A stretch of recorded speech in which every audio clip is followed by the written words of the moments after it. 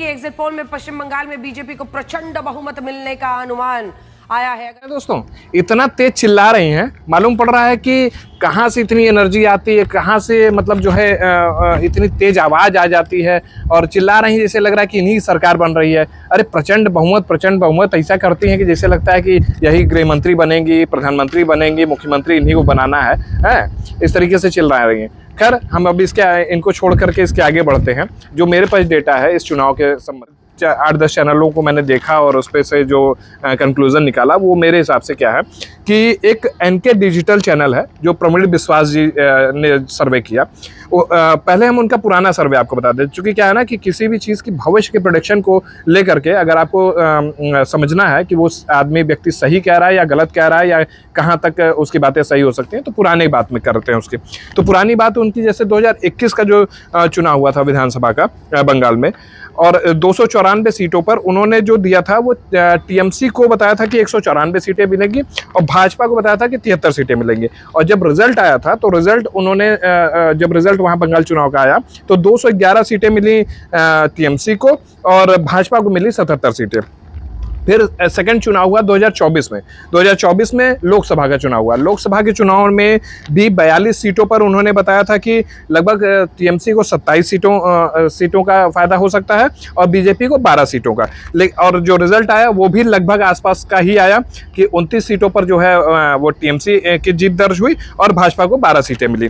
तो उसी हिसाब से इन्होंने जो 2026 में प्रेडिक्शन किया है, जैसा कि चुनाव का रिजल्ट जो आने वाला है वो ऐसा है कि सीट जो है 294 सीटों पर उन्होंने 222 सीट से 228 सीटों का टीएमसी को बताया है, 62 से 65 सीटों को बीजेपी का बताया है। और ये हो गया इनका एनके डिजिटल यानी प्रमिल बिस्वास जी का। आगे दृष्टि भोंगी करके चैनल है जो कि 294 सीटों पर उसने बताया कि 205 टीएमसी, 87 बीजेपी और 5 उसने अदर के लिए बताया। और एक और चैनल है श्यामल मजुमदार करके। श्यामल मजुमदार की जो अपनी जो प्रेडिक्शन है वो 294 सीटों पर 179 to 202 यानी कि 179 और 202 के बीच में टीएमसी के लिए, 87 से 104 के बीच में जो है वो बीजेपी के लिए और 6 अदर के लिए बताया।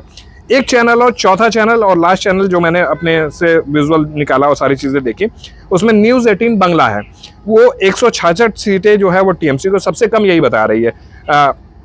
166 सीटें टीएमसी के लिए बता रही है, 71 सीटें बीजेपी के लिए बता रही है और 49 सीटों पर कह रही है कि कांटे की टक्कर हो सकती है।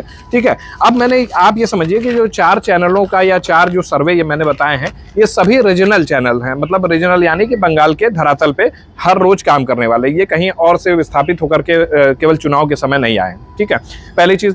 दूसरी चीज़ आप ये बताइए कि जैसे मैंने ये भी समझा कि नेशनल चैनल जितने भी नेशनल चैनल दिल्ली से संचालित हैं, गाजियाबाद से संचालित हैं, वो चैनल्स आकर के उन्होंने जो सर्वे किया उसमें भाजपा को जीत दर्ज करा दी। अब आप ये बताइए कि वहाँ से आकर के धरातल पे बंगाल के लोगों से बात करना, जिसको उस तरीके से बंगला नहीं आती, वो किस तरीके से कनेक्ट हो पाएगा, कितना सर्वे कर पाएगा, कितने लोगों से मिल पाएगा, किन किन गलियों को जानता होगा। तो वो उस तरीके से आकर के सर्वे करके गया। अब आप खुद समझदार हैं कि इस सर्वे से मतलब एक खाका तैयार किया गया वो कितने हद तक सही हो सकता है, कितने हद तक गलत हो सकता है। लेकिन एक जो रीजनल चैनल्स हैं जो दिन भर वहीं काम कर रहे हैं, सालों से वहीं काम कर रहे हैं, उनका जो वो होगा खाका तैयार किया होगा वो कितना सही होगा। ठीक है, और जैसे कि मैंने आपको एनके डिजिटल का बताया, वो 2 बार से तो बिल्कुल लगभग ठीक ठाक प्रोडक्शन कर रही है और इस बार भी उसके हिसाब से बंगाल में टीएमसी की सरकार बन रही है। ठीक है, तो आप ये चीज़ समझिए। अब जैसे एक चीज़ और मैं आपको बताऊं कि अगर चेन्नई से कोई संवाददाता, कोई एंकर, कोई भी चैनल का व्यक्ति अगर आकर के उत्तर प्रदेश में ये जानना चाहे कि किसकी सरकार यहाँ बन रही है, तो वो हमसे कनेक्ट नहीं हो पाएगा। और हमसे कनेक्ट अगर होता भी है तो वो अगर भाषा सीख कर के भी आता है तो हम उसको सही जानकारी देंगे या नहीं देंगे, ये बहुत विरोधाभास है। मतलब एक तरीके से बहुत कंफर्म नहीं है कि हम उसको सही बता देंगे। ठीक है, और दूसरी चीज़ की जो भाषा है, भाषा जब नहीं मिलती ना तो आदमी सही बात कहता नहीं। तो इसलिए जो है मेरी समझ से कल जो है वो टीएमसी की सरकार बननी चाहिए और ममता बनर्जी फिर से मुख्यमंत्री बने नहीं बने किसी और को बनाए, लेकिन सरकार जो है वो टीएमसी की बनने जा रही है और मुझे ऐसा लगता है। बाकी कल का कल देखा जाएगा। नमस्कार, जय हिंद, जय भारत। आप